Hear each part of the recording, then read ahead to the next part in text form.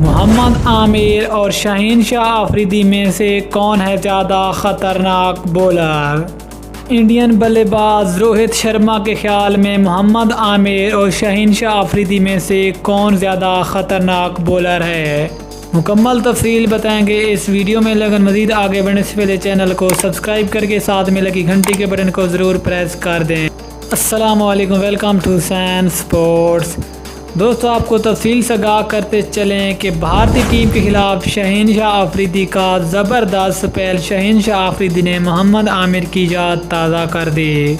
याद रहे कि जिस तरह हाल ही में खेले गए एक बड़े मुकाबले में शाहीन शाह अफरीदी ने रोहित शर्मा को आउट किया, इसी तरह 2017 के चैंपियन ट्रॉफी के फाइनल में मोहम्मद आमिर ने रोहित शर्मा को इसी तरह आउट किया था। दोनों बॉलरों की सेम डिलीवरी और सेम बैट्समैन उसी तरह आउट हुआ। लेकिन अब सवाल ये पैदा होता है कि अब इन दोनों में से ज़्यादा ख़तरनाक बॉलर मोहम्मद आमिर है या फिर शाहीन शाह अफरीदी। लेकिन इंडियन ओपनर बल्लेबाज रोहित शर्मा ने दोनों को ही ख़तरनाक बॉलर्स करार दे दिया।